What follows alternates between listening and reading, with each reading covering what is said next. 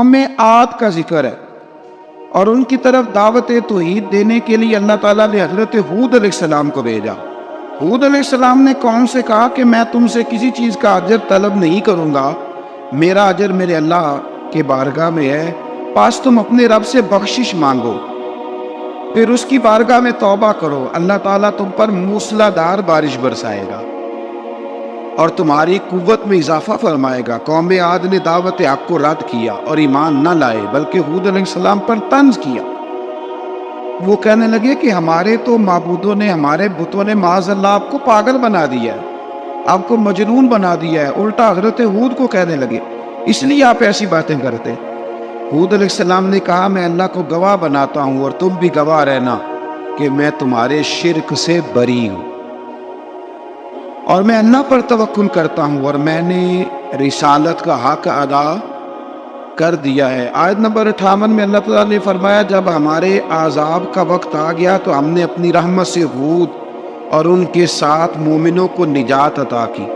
قوم عاد نے اللہ کی نشانیاں اور رسولوں کو جھٹلایا اور دنیا اور آخرت میں لعنت کے حقدار ہوئے۔ آیت نمبر 61 میں پھر سے حضرت صالح علیہ السلام اور ان کی قوم سمود کے حالات کو بیان کیا گیا ہے۔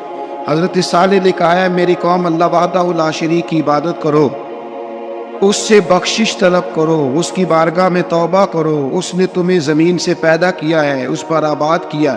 جواب دیا صالح ہمارے آباء و اجداد کے معبودوں کی عبادت کو روکنے سے پہلے ہمیں آپ سے بڑی امیدیں تھیں، اور اب آپ ہمیں روکنے لگے ہیں باپ دادا کے دین سے، لیکن اب ہمیں آپ کی دعوت کے بارے میں شکوک ہیں۔ صالح علیہ السلام نے اپنی قوم سے کہا کہ یہ اللہ کی اونٹنی ہے اور یہ تمہارے لیے نشانی ہے، اسے چرنے کے لیے آزاد چھوڑ دو اور اسے تکلیف نہ دینا، اللہ اکبر، ورنہ تمہیں عذاب پہنچے گا۔ انہوں نے اونٹنی کی کونچیں کاٹ ڈالی۔ صالح علیہ السلام نے کہا تم صرف 3 دن اپنے گھروں میں مزے اٹھا لو، 3 دن، پھر اللہ کا یقینی عذاب آئے گا۔ پھر ایک چنگاڑ نے ان کو آ دبوچا، وہ اپنے گھروں میں گھٹنوں کے بل اوندے پڑے رہ گئے۔ صرف صالح علیہ السلام ان کے ساتھ اہل ایمان اس عذاب سے بچے۔ یہ 3 قوموں کا ذکر ہو گیا، نوح علیہ السلام کی قوم کا بھی، ہود علیہ السلام کی قوم کا بھی، اور حضرت صالح علیہ۔ آگے اللہ تبارک و تعالیٰ نے آیت نمبر 69 میں اس بات کا بیان فرمایا کہ حضرت ابراہیم علیہ السلام کے پاس فرشتے بشری شکل میں آئے، انسانی شکل میں۔ انہوں نے اجنبی مہمانوں کے لیے بچڑے کا بھنا ہوا گوشت تیار کرایا۔ اب یقین کریں کچھ باتیں لوگ ایسی بیان کرتے ہیں کہ جن کو نہ سن کے بندے کا دل کرتا ہے کہ اس بندے کو بتائیں کہ یار یہاں تو دین سارا پڑھ۔ ایک صاحب مجھے کہنے لگے جی میں ایک پیر صاحب کے پاس گیا تھا تو بڑی مرغن غذائیں تھیں، انہوں نے میری بڑی خدمت کی پر مجھے نہیں اچھا لگا، پیروں کو چاہیے سادی روٹی رکھیں۔ میں کہتا ہوں پیرا وہاں سے لسٹ بنا ہوا انہوں نے کس طرح نہ ہونا چاہیے۔ یہ بہت بڑی مصیبت ہے، اگر آپ سادہ کھانا کھلا دیں تب بھی اعتراض ہے، اچھا کھلا دے کہتے رولا ہے کوئی پیر چوکھے مالدار، دونوں طرف سے مسئلہ۔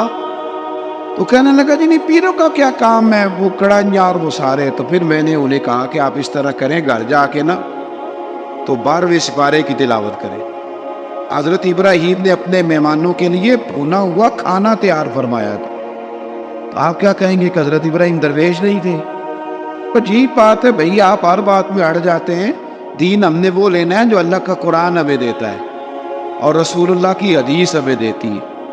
جب انہوں نے دیکھا کہ مہمان کھانے کی طرف ہاتھ نہیں بڑھا رہے تو ان کو ڈر محسوس ہوا۔ حضرت ابراہیم کو فرشتوں نے کہا کہ ہمیں قوم لوط علیہ السلام کے عذاب کے لیے بھیجا گیا ہے۔ حضرت ابراہیم کی بیوی کھڑی تھی، اس پر وہ مسکرائی تو فرشتوں نے اللہ کی طرف سے انہیں حضرت اسحاق علیہ السلام اور اس کے بعد حضرت یعقوب علیہ السلام کی بشارت عطا۔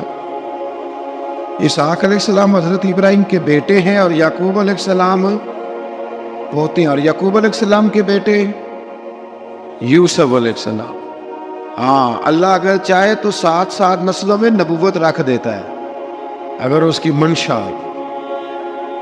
تو حضرت یعقوب کی بشارت دی۔ انہوں نے حیرت سے کہا کہ ہم دونوں میاں بیوی تو بوڑھے ہیں، اس عمر میں اولاد کیسے ہوگی؟ تو فرشتوں نے جواب دیا اے ابراہیم کے گھر والوں، تم پر اللہ کی رحمتیں اور برکتیں ہوں، اللہ کی قدرت پر تمہیں کیوں تعجب ہے؟ اللہ فرماتا ہے کہ بیٹے کی بشارت سن کر ابراہیم کا خوف دور ہو گیا، اور پھر وہ قوم لوط کے بارے میں گفتگو کرنے لگے۔ ابراہیم بہت بردبار، اللہ سے آہوزاری کرنے والے اور اس کی طرف رجوع کرنے والے تھے۔ اللہ تعالیٰ نے حضرت ابراہیم علیہ السلام کو فرمایا، اے ابراہیم، اس گزارش سے آپ گریزاں رہیں، اس کا یقینی فیصلہ ہو چکا ہے، اور ان پر نہ ٹلنے والا عذاب نازل ہو کے رہے گا۔ وہ کیا گناہ کرتے تھے؟ لوط علیہ السلام کی قوم میں میں نے بتایا تھا، مرد مردوں سے بدفعلی کرتے۔ تو حضرت ابراہیم نے بھی عرض کی، بار بار گزارش بحث کی کہ اللہ مہربانی فرما ان کا عذاب۔ آپ دیکھیں نبیوں کے حوصلے کتنے بڑے ہیں، قومیں تنگ کرتی ہیں اور طرح طرح کی باتیں کرتی ہیں، اور پیغمبر پھر بھی کہتے ہیں یا اللہ مہربانی فرما، اے اللہ ان سے عذاب۔ آیت نمبر 77 میں حضرت لوط علیہ السلام کی قوم کی بدعمالیوں اور لوط علیہ السلام کے اپنی قوم کو بدعمالیوں کے باعث فرشتوں کی آمد، قوم کے بدعمال لوگوں کے دوڑ کر آنے اور حضرت لوط کو ان کے سمجھانے اور ان کے انکار پر مضطرب ہونے کا ذکر ہے، جس پر فرشتوں نے حضرت لوط کو تسلی دی کہ آپ فکر نہ کریں، ہم آپ کے رب کے فرشتے ہیں، یہ آپ اور ہم تک نہیں پہنچ سکیں گے۔ آپ رات کے آخری حصے میں قوم کی طرف توجہ کیے بغیر ہجرت فرما لیں، اس لیے کہ صبح کے وقت ان پر عذاب آئے گا۔ جب اللہ کا عذاب آیا تو اس نے بستی کے اوپر کے حصے کو نیچے کر دیا، اور قوم لوط کے اوپر اللہ کی طرف سے لگاتار نشان زدہ پتھر برسائے گئے، لگاتار پتھر آئے۔ آیت نمبر 84 میں اللہ تعالیٰ نے حضرت شعیب علیہ السلام اور ان کی قوم کا ذکر فرمایا ہے، اور ان کے جرائم کو بیان کیا گیا ہے۔ وہ ناپ تول میں کمی کرتے تھے، دوسروں کو چیزیں کم تول کر دیتے تھے۔ اللہ تعالیٰ نے ان سے فرمایا کہ فساد فی الارض سے باز آؤ اور اپنے سے پہلے سرکش امتوں کا انجام دیکھ لو۔ جب حضرت شعیب کی نصیحتوں کا ان پر اثر نہ ہوا تو پھر اللہ تعالیٰ نے انہیں بھی عذاب سے ہلاک کر دیا۔ آیت نمبر 94 میں فرمایا کہ جب ہمارا عذاب آیا تو ہم نے اپنی رحمت سے حضرت شعیب اور ان پر ایمان لانے والوں کو بچا لیا، اور ظالموں کو ایک زبردست چنگاڑ نے پکڑ لیا تو صبح وہ اپنے گھروں میں اوندے منہ پڑے تھے، گویا وہ کبھی وہاں آباد تھے ہی نہیں۔ آیت نمبر 96 میں حضرت موسیٰ علیہ السلام کو عطا کیے جانے والے 9 معجزات کا ذکر ہے۔ پھر فرعون اور اس کے پیروکاروں کے باطل روش کے باعث ان کی ہلاکت کا بھی ذکر فرمایا، اور دنیا اور آخرت میں انہیں ملعون یعنی لعنتی قرار دیا۔ جن بستیوں کو اللہ تعالیٰ نے ہلاک کیا ان میں سے بعض کے آثار موجود ہیں اور بعض کے آثار تک معدوم ہو چکے۔ ان میں سے ہر بستی والے اپنے ظلم کے باعث ہی ہلاک ہوئے۔ اللہ تعالیٰ کسی پر ظلم نہیں فرماتا، لوگ خود اپنی جانوں پر ظلم کرتے ہیں۔ جو شخص عذاب آخرت سے ڈرتا ہے اس کے لیے اس میں نشانیاں موجود ہیں۔ آیت نمبر 106 سے اللہ تعالیٰ نے انجام کے اعتبار سے لوگوں کی 2 قسمیں بیان کی، 2 قسمیں فرمایا، ایک ہے سعادت مند لوگ اور دوسرے ہیں بدبخت۔ فرمایا بدبختوں کا ٹھکانہ جہنم ہے جس میں وہ ہمیشہ رہیں گے، اور نیک بختوں کا ٹھکانہ جنت ہے، وہ ہمیشہ اسی میں رہیں گے، اور ان کے لیے اللہ کی طرف سے نا ختم ہونے والی عطائیں۔ آیت نمبر 110 میں حضور صلی اللہ علیہ وسلم کو تسلی دی گئی کہ جس طرح یہ لوگ قرآن کے بارے میں اختلاف کرتے ہیں، اسی طرح قوم موسیٰ نے تورات کے بارے میں بھی اختلاف کیا تھا، اور اللہ نے ان کے اعمال کا پورا بدلہ انہیں دیا۔ آیت نمبر 112 سے سرکشی کو چھوڑ کر احکامات دین پر استقامت اختیار کرنے اور ظالموں کے ساتھ میل جول رکھنے سے بچنے کا حکم دیا گیا ہے، اور فرمایا کہ ظالموں سے میل جول کا انجام دوزخ کی آگ ہے۔ ہم لوگ نہ شکوہ کرتے ہیں، کسی حکومت کو بنے ہوئے 6 مہینے گزرتے ہیں تو شکوہ شروع ہو جاتا ہے، حالانکہ وہ خود تو نہیں نہ بنتے، ان کو کوئی بنانے والا ہے۔ تو ظالم کا جو مددگار ہوتا ہے وہ بھی ظالم ہوتا ہے، اس لیے احتیاط کریں۔ اور یہ صرف سیاستدانوں کی بات نہیں، دنیا کے ہر معاملے میں آپ غور کریں کہ آپ کسی ظالم کے مددگار تو نہیں۔ اللہ تعالی ہمیں حق پر استقامت عطا فرمائے۔ آیت نمبر 114 میں دن کے دونوں طرفوں میں اور ابتدائی رات کے کچھ حصے میں اللہ تعالیٰ نے نماز قائم کرنے کا حکم دیا۔ رات کے کچھ حصے میں بھی نماز پڑھنی چاہیے، اور یہ بھی بتایا کہ بے شک نیکیاں گناہوں کو مٹا دیتی ہیں، اور یہ نصیحت قبول کرنے والوں کے لیے نصیحت ہے۔ آیت نمبر 120 میں اللہ تعالیٰ نے فرمایا کہ ہم آپ صلی اللہ علیہ وسلم کو رسولوں کی تمام خبریں آپ کے دل کی تسکین اور تقویت کے لیے بیان کرتے، اور ان میں مومنوں کے لیے نصیحت اور عبرت ہے کہ ان ساری باتوں سے عبرت پکڑ لو۔ بچہ صرف وہی جو اللہ کے نبیوں کے طریقے پہ چلا اور نبیوں کے ساتھ رہا، باقی بچ سکے نہیں۔ اللہ تعالیٰ کی طرف سے توحید و رسالت اور وقوع قیامت کے دلائل بھی ہیں۔ آیت نمبر 123 میں فرمایا کہ آسمانوں اور زمینوں میں سب غیب اللہ ہی کے ساتھ مختص ہیں، اور ہر کام اسی کی طرف لوٹایا جاتا ہے۔ آپ اسی کی عبادت کیجئے، اسی پر توکل کیجئے، اور آپ کا رب لوگوں کے اعمال سے غافل نہیں ہے۔ اسی پارے میں نا آگے سورۃ یوسف شروع ہو رہی ہے۔ اس کو اللہ تعالیٰ نے کہا ہے کہ یہ بڑا پیارا قصہ ہے، احسن القصص کا، قصوں میں سونا قصہ۔ تو یہ کچھ 12ویں پارے میں اور کچھ 13ویں پارے میں ہے۔ میں نے یہ ارادہ کیا کہ یہ ایک ہی دن پوری بیان کی ہوئی۔ ایک بزرگ کی بات لکھی جو تابعی ہے، وہ فرماتے ہیں کہ ان بزرگوں کا طریقہ یہ تھا کہ وہ لوگوں سے چھپ کے نا پہاڑ کے پیچھے عبادت کرتے تھے، اور پوزیشن ان کی یہ تھی کہ کسی سے ملتے نہیں تھے، بالخصوص فجر کی نماز سے لے کر عصر کی نماز تک بکریاں رکھی ہوئی تھیں، ان کو چراتے رہتے تھے فرات کے کنارے اور نفل پڑھتے رہتے تھے۔ اس وقت کو ملنے بھی نہیں آتا تھا۔ ایک شخص بڑی دور سے ان کی شہرت سن کے آیا، میں نے تو ملنا ہے۔ لوگوں نے کہا وہ اس وقت نہیں ملتے، ناراض ہوتے۔ اس نے کہا اللہ کا بندہ ہے نا، ناراض ہو بھی جائے گا تو لمبا ناراض رہے گا نہیں، اللہ والے جلدی راضی ہو جاتے۔ پہنچ گئے۔ اب وہ بابا جی نماز پڑھ رہے تھے تو کہتے میں نے عجیب منظر دیکھا کہ بابا جی فرات کے کنارے نماز پڑھ رہے ہیں اور ایک بھیڑیا ان کی بکریوں کی حفاظت کر رہا ہے۔ کہتے میں حیران رہ گیا کہ بھیڑیا تو بکریاں کھایا کرتا ہے اور یہاں چرا رہا ہے۔ کہتے میں جب گیا تو بابا جی نوافل میں مشغول تھے، مجھے دیکھ کے کہنے لگا اس وقت کیوں آئے ہیں؟ میں نے کہا حضور اگر آئے گیا ہوں تو پھر مہربانی کرے قبول فرما لیں۔ میں بیٹھ گیا تو میں نے کہا حضور یہ بھیڑیا بکریاں چرا رہا ہے، بھیڑیا اور بکریاں کی صلح کب سے ہو گئی؟ تو فرماتے لمبی تقریر نہیں، ہلکا سا جملہ۔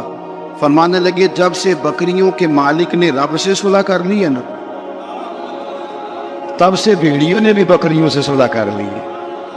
بکریوں کے مالک نے رب سے صلح کر لی، گناہ چھوڑ دیے، اس کی فرما برداری میں آ گئے۔ اب پھر اسے بکریاں چرانے کی ضرورت نہیں رہی، بکریاں نہ اب بھیڑیا چراتا ہے۔ کہتے ہیں میرے اوپر کپ کپی طاری ہو گئی بزرگوں کی بات سن کے، اور مجھے پیاس لگی اور خواہش آئی کہ پتہ نہیں اب بابا جی کچھ کھلائے پلائیں گے بھی کہ نہیں، بابا جی کچھ کھلائیں گے بھی کہ نہیں۔ کہتے میرے دل میں خیال تھا تو بزرگوں نے نا ایک لکڑی کا پیالہ، ان کے پاس وہ غار میں بیٹھے تھے تو ایک چھوٹا سا پتھر تھا، اس کی ڈھلان بنی ہوئی، بابا جی نے اس کے نیچے لکڑی کا پیالہ رکھا، وہ رکھا ہی تھا تو وہ دودھ سے بھر گیا۔ کہتے انہوں نے مجھے دیا تو ٹھنڈا اور میٹھا دودھ، میری طبیعت خوش ہو گئی۔ بابا جی نے دوبارہ وہی پیالہ اسی جگہ رکھا تو شہد سے بھر گیا۔ 1000 سال پہلے داتا صاحب نے کرائے، کہتے مجھے دیا۔ میں نے فوراً کہا، میں نے کہا حضور یہ دودھ تو گائے بھینس دیتی ہے، پہاڑوں سے تو نہیں نکلا کرتا، اور شہد تو شہد کی مکھیاں دیتی ہیں، پتھروں سے تو نہیں نکلتا، یہ آپ کہاں سے نکال رہے ہیں؟ تو کہتے وہ قرآن مجید پڑھنے لگے۔ وَإِذِ اسْتَسْقَى مُوسَىٰ لِقَوْمِهِ، جب موسیٰ کی قوم نے ان سے پانی مانگا، فرمانے لگے موسیٰ کی نافرمان قوم پانی مانگے، حضرت موسیٰ پتھر پہ ڈنڈا مارے تو اللہ وہاں سے 12 چشمے جاری کر دے۔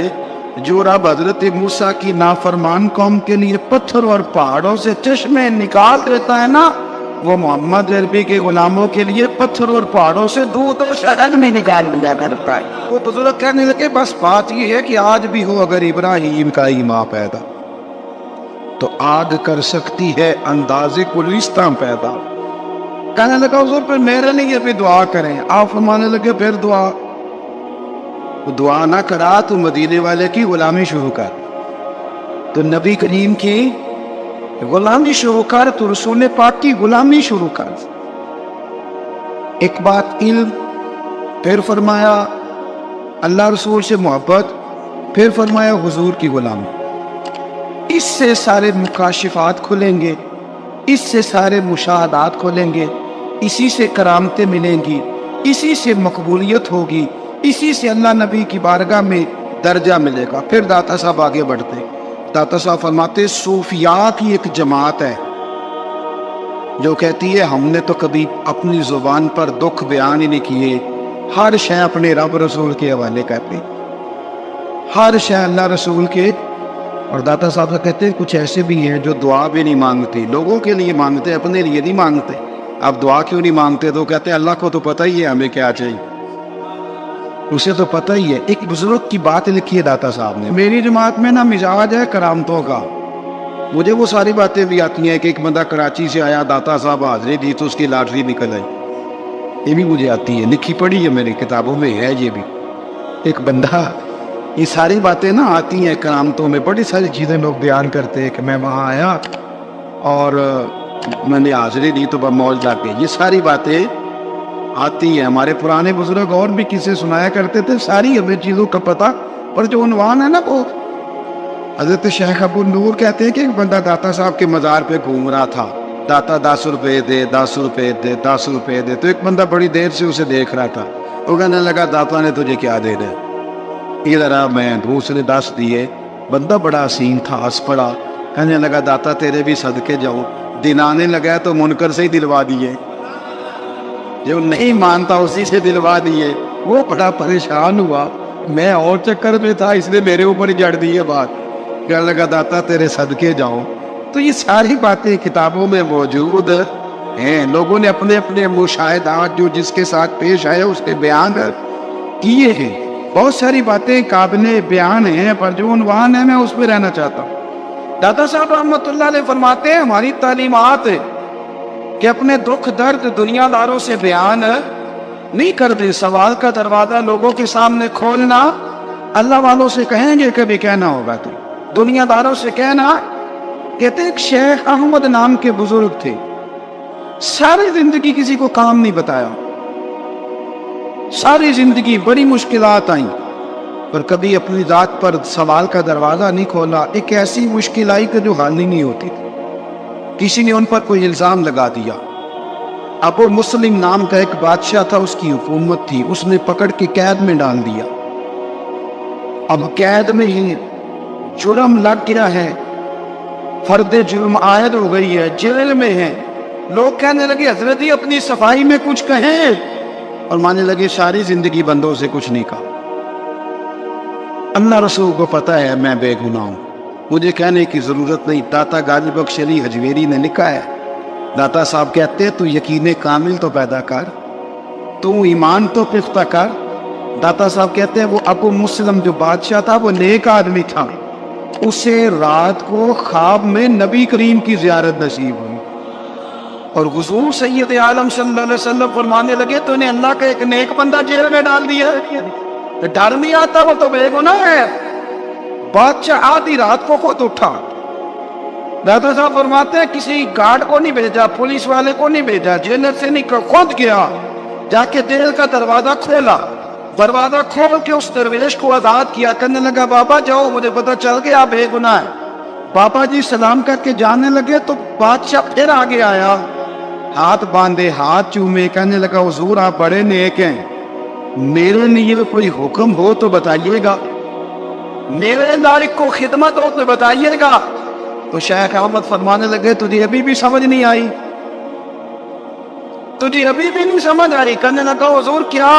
فرمانے لگا جو تہجد کے وقت تجھے اٹھا کے مجھے رہا کرنے بھیج سکتے ہیں وہ میری کوئی ضرورت باقی رہنے دیں گے؟ مجھے وہ ضرورت پڑے گی کسی اور پہ دینے کی؟ جو تہجد کے وقت تجھے اٹھا کے بھیجتے ہیں کہ جا کھول جا کے دروازہ, وہ ضرورت رکھیں گے میری؟ ضرورت مجھے رہے گی کہ میں تجھے اور وہی کام آدمی میں تجھے سمجھ نہیں آئی؟ وہ داتا علی حجویری रहमतुल्लाह अलैह फरमाते हैं, इसमें हमारी तबीयत है, हमने बंदों से दिल लगा लिया, दिल अल्लाह रसूल से लगाओ। किसी बंदे से लगाना तो उससे लगाओ जो अल्लाह वाला हो। इख्तलाफ शिद्दत का था। अबू सुफियान आए हुजूर की बारगाह में, आए किस लिए? मक्के में कहत पड़ गया है, बारिश नहीं होती। उधर समामा बिन असाल यमामा कबीले के सरबराह कलमा पढ़ के मुसलमान हो गए। सारी गंदम उस कबीले से आती थी। समामा कहने लगा, तुम मेरे मुस्तफा को नहीं बांटते, कोई गंदम नहीं बांट जाओ। एक बारिश कोई नहीं, दूसरी गंदम कोई नहीं। अबू सुफियान तड़प के दरे रसूल पे हाजिर हुए। अभी थोड़े दिन गुजरे हैं, उहद में हुजूर के दांत शहीद किए। अभी थोड़े दिन गुजरे, हुजूर को सताया। अभी थोड़े दिन गुजरे, हजरत अमीर हमसा का कलेजा निकाल के चबाया है। अभी थोड़े दिन गुजरे, हजरत अंस बिन नजर की गर्दन काटी। अभी थोड़े दिन गुजरे, अब्दुल्लाह बिन जाज के टुकड़े किए।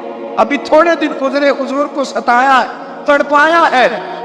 पर हजरत अली शेर खुदा फरमाते, मैं मानने वाला उस रसूल का हूँ, इसके दांत शहीद हो गए, पौध के अंदर सारी दाढ़ी लहू से भर गई। फरमाते मैं रो पड़ा और मैंने कहा, महबूबा आप नहीं मुझसे बर्दाश्त होता, दुआ करें अल्लाह इन पे अज़ाब नाज़िल करे। आए हाथ आप दुआ करेंगे तो अल्लाह तबारक व तआला दो पहाड़ियों में पीस डालेगा। हजरत अली कहते हैं, मैंने अर्ज की तो हुजूर ने हाथ उठाए और दुआ क्या दी, अल्लाह कौमी फ़इन्नहुम ला यअलमून, ऐ अल्लाह मेरी कौम को हिदायत दे दे, ये जानते नहीं ये क्या कर रहे हैं। अल्लाह इन्हें हिदायत दे। अखलाकी असला का बेयार। थोड़े दिन पहले हुजूर के साथ ये रवैया। अबू सुफियान अब बेहाल हो गए, बच्चे भूख से मरने लगे, जानवर प्यास से मरने लगे। अबू सुफियान छुपता छुपाता कहने लगा, चारा कोई नहीं, मुस्तफा के पास जाना ही पड़ेगा। अबू सुफियान मदीने पहुंच गए। जब पहुंचे ना तो अबू सुफियान की अपनी साहिबजादी हजरत उम्मे हबीबा उम्मुल मोमिनीन थी, रसूलुल्लाह की ज़ौजा थी। अबू सुफियान जब आए तो हजरत उम्मे हबीबा के पास सीधे उनके घर गए बेटी से मिलने। हुजूर का बिस्तर बिछा हुआ, हजरत उम्मे हबीबा हुजूर की ज़ौजा उम्मुल वो बिस्तर बिछा। अबू सुफियान बैठने लगे, जनाब उम्मे हबीबा कहने लगी, अब्बा जी ठहर जाए। वो ठहरे तो बिस्तर समेट दिया। कहने लगे, बेटी शायद तेरे घर में कोई कीमती बिस्तर नहीं, गुर्बत छुपाने के लिए बिस्तर समेट रही हो। जनाब उम्मे हबीबा कहने लगी, अब्बा तो मुसलमान नहीं ना हुआ, अभी तेरी सोच काफिरों जैसी है, तू यहाँ आके खड़ा होना जहाँ मैं खड़ी हूँ, फिर तुझे रसूलुल्लाह की मोहब्बत के रंग का पता चले।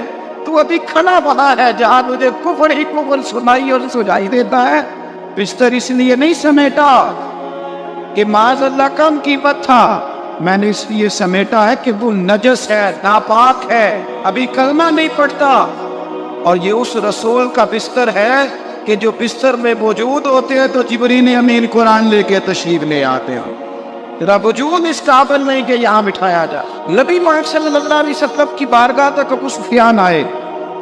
अबू सुफियान कहते मुझे उम्मीद नहीं थी, अभी सोच नहीं ना बदली, कहते मुझे उम्मीद नहीं थी, मेरा ख्याल था वो शिकवे करेंगे, शिकायतें करेंगे, वो कहेंगे तुमने भी तो बड़ा कुछ किया है ना।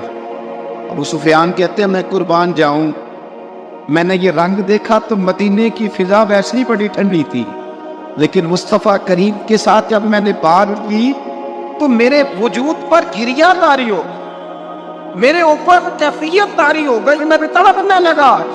कहते हैं मैंने कहा, महबूबा मैं आया हूँ, आपका कलमा पढ़ते ही समामा ने गंदम बंद कर दी है, बारिशें रुक गई है, मक्के के लोग भूख और प्यास से मरने लगे हैं, महबूबा बेटियां रोती है, या रसूल अल्लाह माएँ उनकी छातियों में दूध खुश्क हो गया है, बच्चे बिलखते हैं। अबू सुफियान कहते हैं मैं दुश्मन था, सारे मक्के के लोग दुश्मनी करते थे, लेकिन जब मैंने ये लफ्ज कहे ना, अचानक मेरी नजर उठी तो मुस्तफा करीम की तो आंखें आंसू बरसा रही। कहते मेरी बात भी मुकम्मल ना हुई, हुजूर ने पहले रुका मंगवाया समामा के नाम, फरमाया पहले तू इन्हें गत्ता अपनी मर्जी से देता था, अब तेरे नबी का हुक्म है कि पहले से बढ़कर तोले गल्ला देना है। और फिर मेरे मुस्तफा ने हाथ उठाए। और भाई मुश्किल होता है, मुश्किल होता है, सगे भाई के लिए लोग दुआ नहीं करते, तो मेरा शरीका है, सास बहू के लिए, बहू सास के लिए दुआ नहीं मांगती। कहते इख्तलाफ है, लोग लोगों की जिंदगी नहीं मानते, बीमारी पे शिफा नहीं मानते। अबू सुफियान कहते आप ना के नाज तेरे कुर्बान जाऊं। हुजूर ने हाथ उठाए और कहा है मक्के की संगलाग पहाड़ियों पे बारिश बरसा, ऐ अल्लाह खेतियां हरी कर दे, ऐ अल्लाह माओ की छातियों पे दूध भर दे, अल्लाह औरतों को ताजगी दे दे, बच्चों को रानाई दे दे, फलों फूलों को ताजगी दे दे। अब उस प्यार कहते पहले हुजूर रो रहे थे और जब नबी पाक की दुआ देखी तो मैंने रोना शुरू कर दिया, मैंने रोना शुरू करा। कहते वापस आया तो वो एहसास कि यार ये मैं किस शख्स से मिल के आया हूँ, ये किस किस्म के आदमी से मिल के आया हूँ, ये कैसा रंग गया, ये किस किस्म का अंदाज है कि जिसको मैं पत्थर मारता रहा वो मेरे लिए दुआएं लेके बैठा हुआ है, इसको सारी जिंदगी सताया है, वो मेरे बच्चे के लिए रोता है, मेरी बेटी के लिए उसकी आंख में आंसू है, वो हमारे लिए तड़प रहा है। मेरे भाइयों, अबू सुफियान कहते हैं फिर दूसरा जलवा मैंने तब देखा जब हुजूर मक्के आए, और मैं तो आखिर तक लड़ने आया था ना, हुदैबिया तक।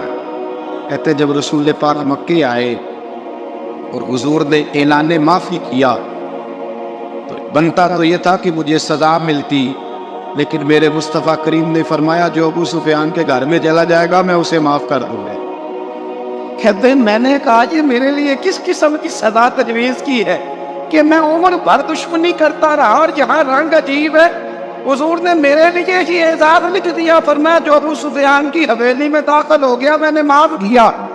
अबू सुफियान कहते पता नहीं कितने पर्दे थे जो उठ गए, पता नहीं कितनी मंजिलें थी जो तय हो गई, पता नहीं कितने जलवे थे जिनका नजारा हो गया।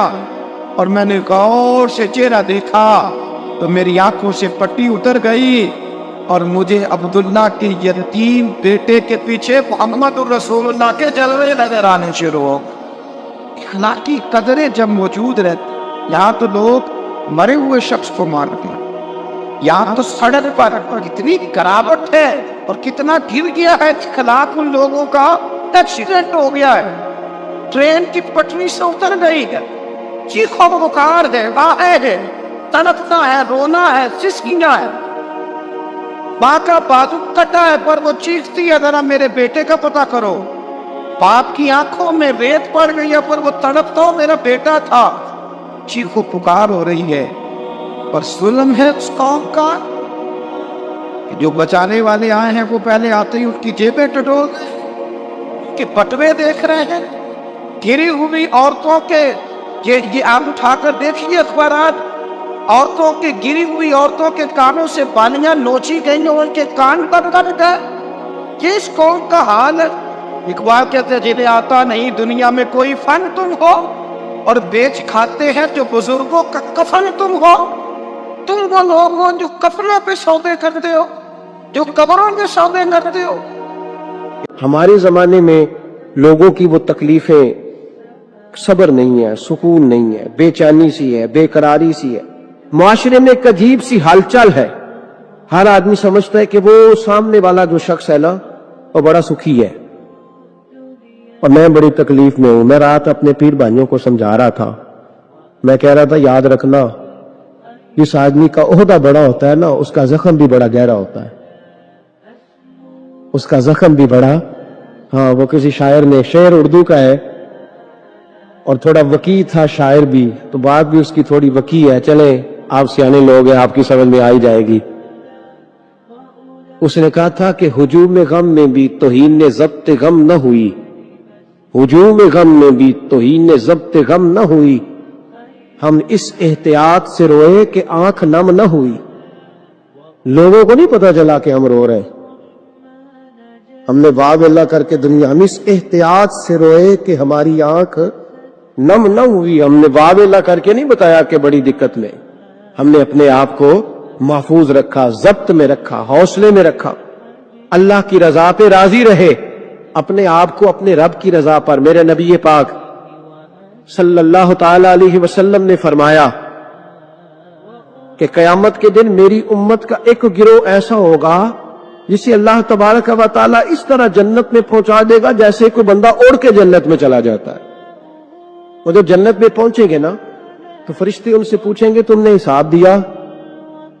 کہیں گے ہمیں تو پتہ ہی نہیں حساب کیا ہے۔ پل سے رات سے گزرے، کہیں گے خبر ہی نہیں پل سے رات کہاں ہے، تو یہاں کیسے آ گئے؟ کہیں گے اللہ کے فضل سے، اللہ کے فضل سے۔ تو کہا بتاؤ تو صحیح تمہاری نیکی کیا تھی؟ تو کہیں گے دو باتیں تھی، ایک تو ہم اللہ کے حلال کو حلال جانتے تھے، رب کے حرام کو حرام جانتے تھے، اور دوسرا یہ تھا کہ ہم اللہ کے ہر فیصلے پہ راضی رہتے تھے، اللہ کے ہر فیصلے پہ۔ تو جو رب کریم کی رضا پہ راضی رہے پھر اسے کسی حساب کتاب کا سامنا نہیں کرنا پڑے گا، پھر اسے پل سے رات کی دشوار گزار گھاٹیوں کا سامنا نہیں کرنا پڑے گا۔ شرط یہ ہے کہ وہ اللہ کی رضا پہ راضی رہے، وہ اللہ کے فیصلے کو بصیر و چشم مانے، وہ عاجزی اور انکساری کے ساتھ گردن جھکا دے اپنے مالک کے فیصلوں پر، جھکا دے۔ اللہ نے حضرت ابراہیم کو اولاد نہیں دی، پھر زمانے کے بعد دی، پھر دینے کے بعد کہا کہ جاؤ وادی غیر ذی زرع ان میں چھوڑ کے آؤ۔ سخت گرمیاں ہو جائے تو لوگ بچوں کو سکول نہیں بھیجتے، چھٹیوں کا اعلان ہو جاتا ہے، لیکن حضرت ابراہیم چھوڑ آئے بچہ، اور بچہ ایک تو بچہ اللہ تعالیٰ روٹین میں دیتا ہے تو اس کی قدر و منزلت اور ہوتی ہے، اور ایک بندہ بڑی دعاؤں التجاؤں خواہشات کے بعد لیتا ہے، اس کی قدر و منزلت وہ بچہ جو بڑی دعاؤں کے بعد لیا، کہا چھوڑ آؤ، کوئی کھانا نہیں، پانی نہیں، دانا نہیں۔ حضرت ابراہیم چھوڑ آئے، 13 سال اکٹھے رہنے کی اجازت نہ ملی، اور جب اجازت ملی تو کہا اب چھری اٹھاؤ اور بیٹے کی گردن پہ چلا دو۔ آپ اس کو آسان کام سمجھتے ہیں؟ اتنی تسلیم و رضا، ہر فیصلے پہ راضی ہونا، ہر فیصلے پہ۔ یہاں ہمارا حال یہ ہے کہ 2 منٹ کے لیے تکلیف آتی ہے تو لوگ واہ ویلا کرتے، شور بچاتے، کفر بولتے۔ ہر آدمی آپ اس کو ٹٹول کے دیکھیں تو کہتا ہے سب سے تکلیف میں ہی ہوں۔ کس سولی پہ لٹکے ہوئے ہم؟ آخر کون سا معاشرے کا ایسا دکھ ہے جو صرف ہمارے پاس ہی آ گیا؟ ہر آدمی کہتا ہے مجھے نہ چھیڑنا، سب سے زیادہ غمگین میں ہی ہوں۔ بھائی بتا تو صحیح نا کہ آخر کون سی ایسی چیز ہے جو مالک نے تجھے عطا نہیں فرمائی؟ لیکن ہماری آزمائشیں ہیں، ہمارے جملے ہیں، ہماری گفتگو ہے کہ ان سے شکوہ چھلکتا ہے، ان سے شکایتیں ٹوٹ ٹوٹ کے نیچے گرتی ہیں۔ ہم یہ سوچتے ہی نہیں کہ ہمیں نہیں پتا ہمارے حق میں بہتر کیا ہے، ہمارے رب کو پتا ہے کہ ہمارے حق میں بہتر کیا ہے۔ اس لیے لوگ شکایت نہیں کرتے تھے، آج ہر بات پر شکایت ہے، ہر بات پر لوگ شکوہ کرتے ہیں، اور ہر بات پر لوگ اللہ تبارک و تعالیٰ کی بارگاہ ناز کے نافرمان بنتے ہیں۔ اور پھر سوال کیا، یا اللہ تو راضی ہو جا، یا اللہ تو، اور اللہ کیا فرماتے ہیں موسیٰ اپنی قوم سے کہو یہ مجھ سے راضی ہو جائے میں بھی ان سے راضی ہو جاؤں گا۔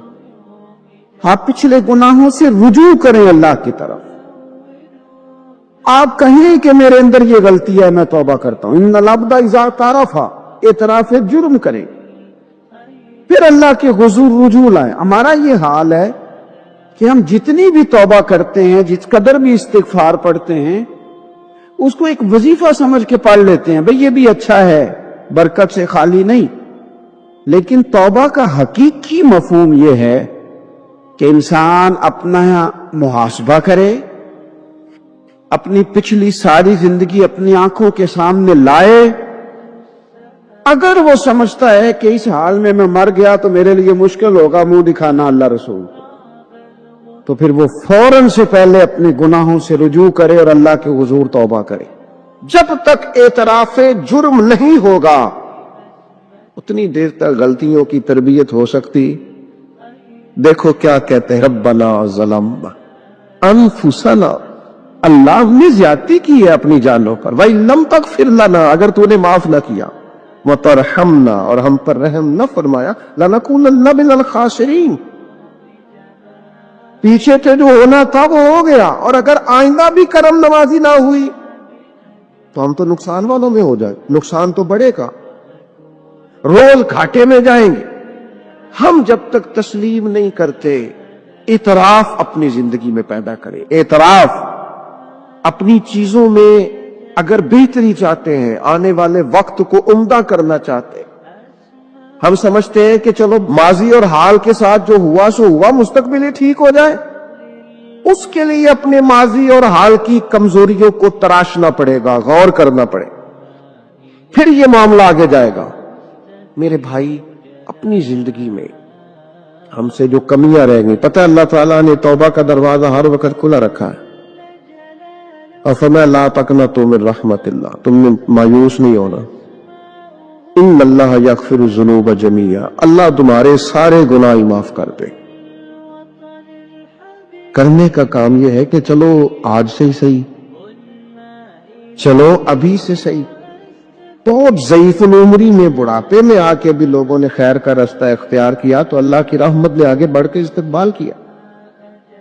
چلے کسی وقت بھی، کیا کہتے ہیں، صبح کا بھولا شام کو گھر آ جائے تو بھولا، چلو گھر تو پہنچ گیا ہے نا، اپنے گھر آ گیا، اب کہاں بھولا ہے.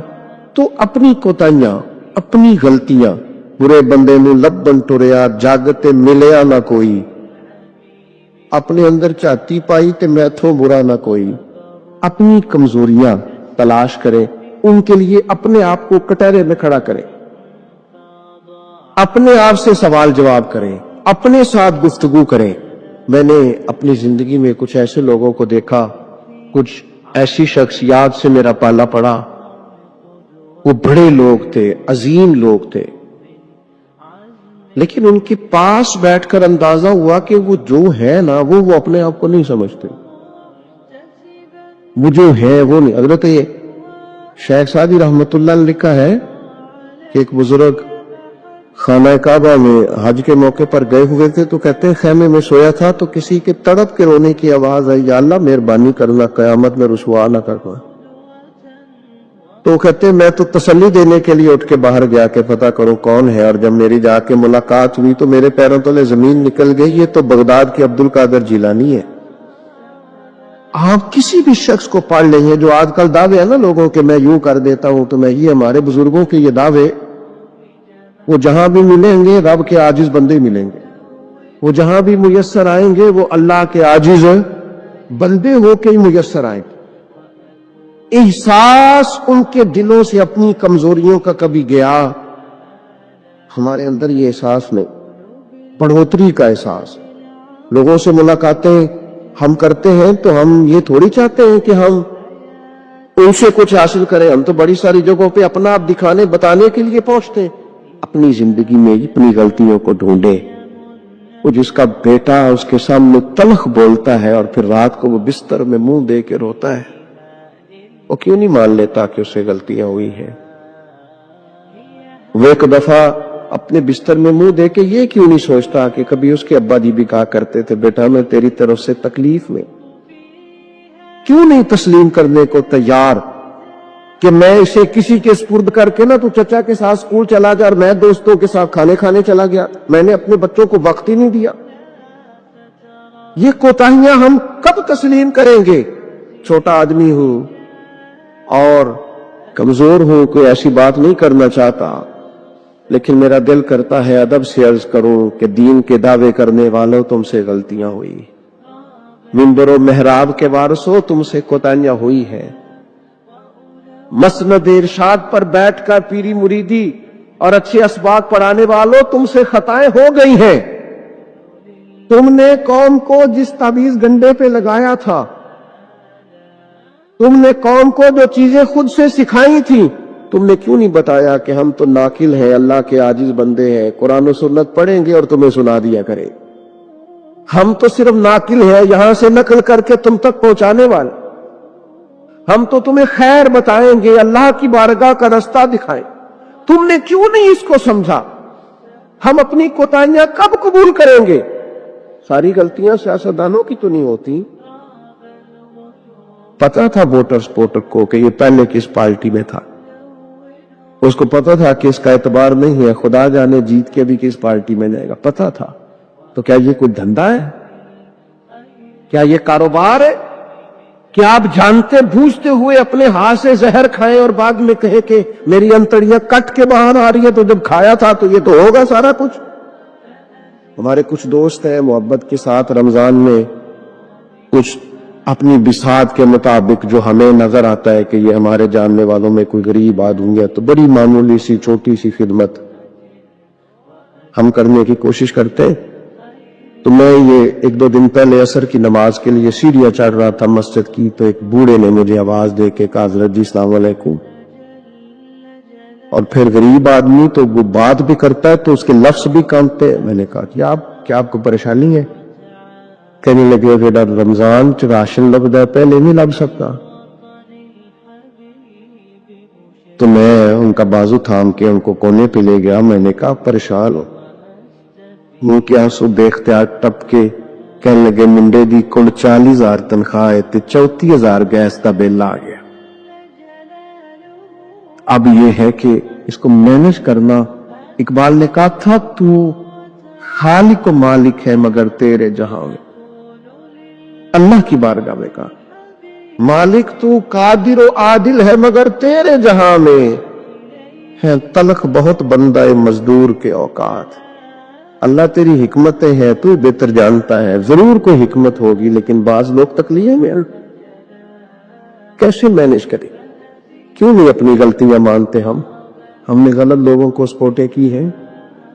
ہم نے بھائی یہ دیکھا ہے کہ وہ میرے گھر آیا ہے, مجھے بھی چودھری مانتا ہے چھوٹا سا, لہذا پیچھے لگ گئے. کون اشک شوئی کرے؟ اور پھر یہ تو میں نے ایک مثال دی ہے نا, یہ جانے کس کس کے ساتھ یہ معاملہ ہے اور کس کس انداز میں یہ معاملہ ہے. میرے عزیز, اعتراف جرم, اپنی غلطی کا احساس, یہ نعمت اگر ہمیں میسر آئے.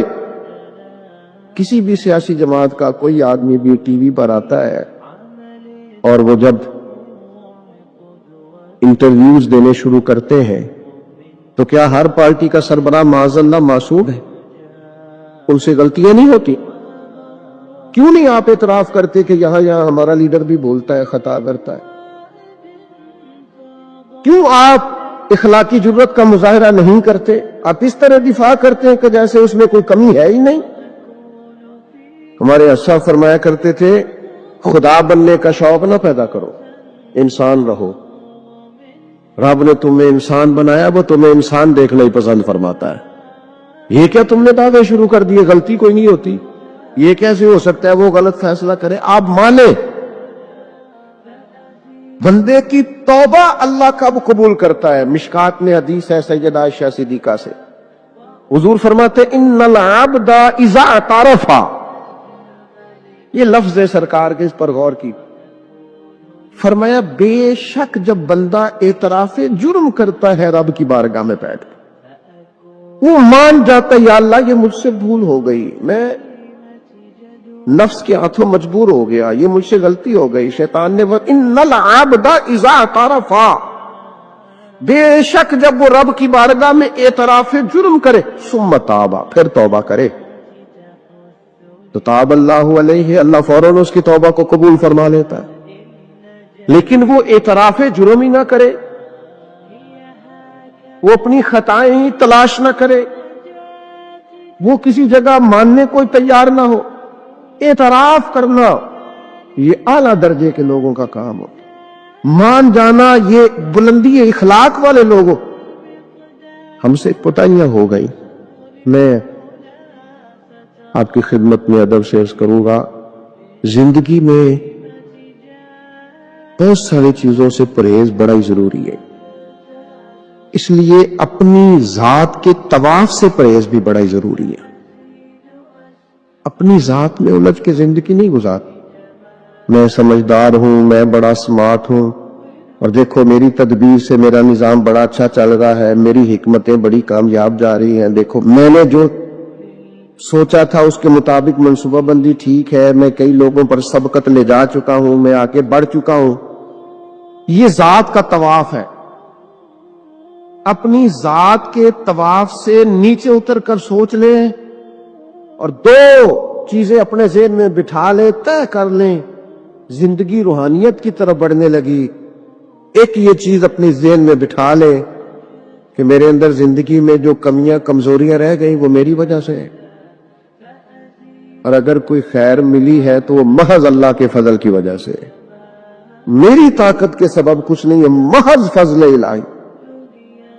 یہ دو چیزیں جب بندے میں پیدا ہوتی ہیں تو اس کی روحانیت مضبوط ہوتی، ورنہ تو اپنی ذات کے چنگل سے لوگ آزاد ہی نہیں ہوتے۔ اعتراف، حضرت ماعز بن مالک رضی اللہ تعالیٰ عنہ نے آ کے عرض کی حضور بہت بڑا جرم ہو گیا۔ نبی کریم نے توجہ ہی نہیں کی، پھر عرض کی حضور بھول گیا تھا۔ سرکار میں رخ پھر عرض کی حضور بھول گیا تھا۔ کریم فرمانے لگے کیسی ذہنی الجھاؤ کی بات کرتا ہے۔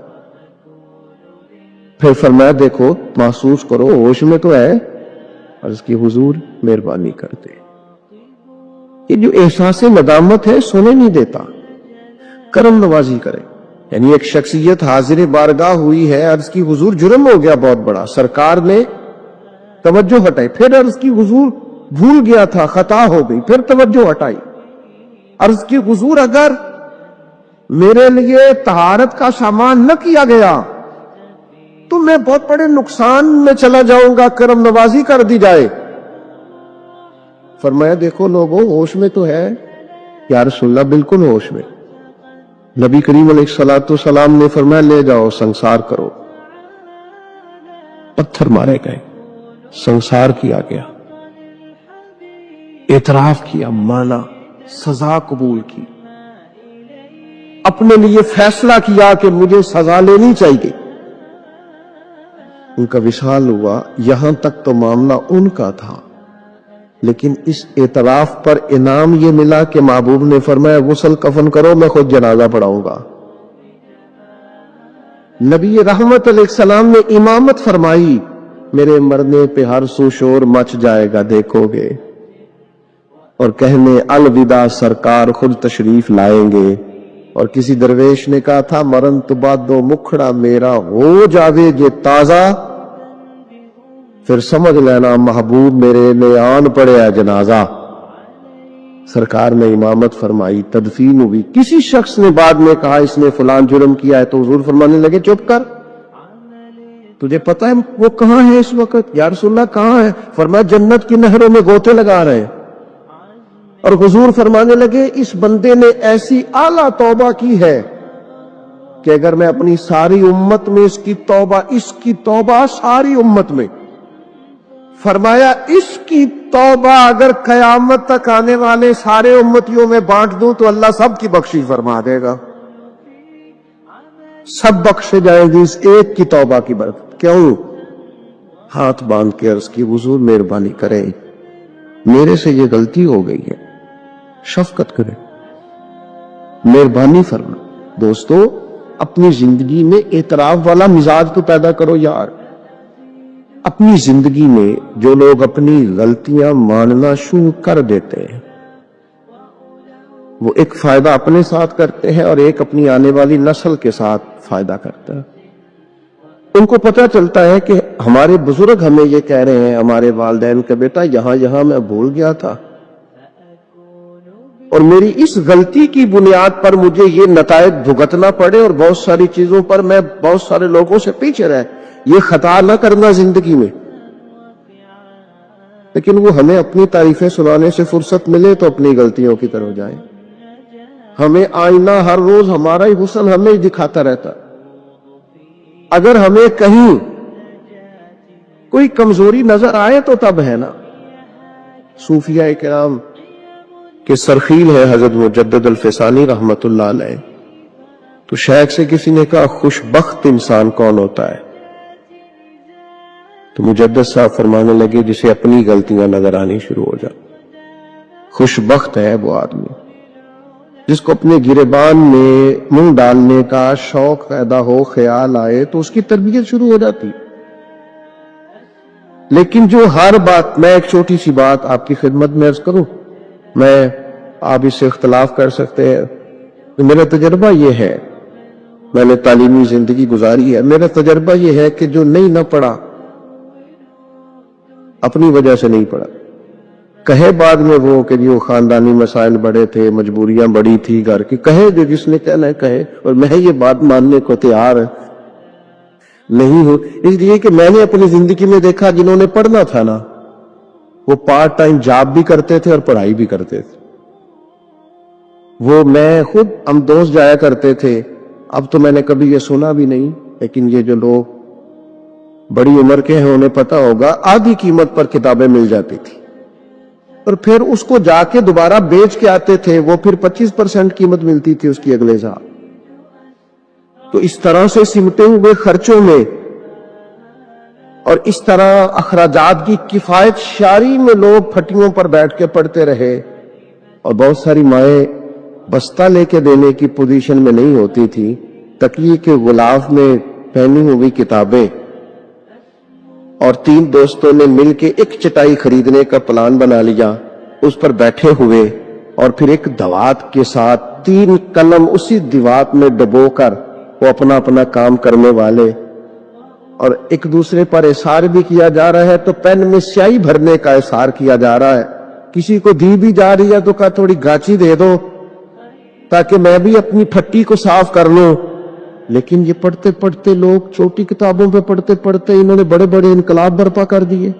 ہم یہ دیکھتے رہے، اپنی کمزوریوں کی وجہ سے لوگ پیچھے رہ گئے جو رہ گئے، ورنہ جن لوگوں نے تھوڑی سی بھی توجہ کی اللہ تعالیٰ نے ان کی مدد فرمائی۔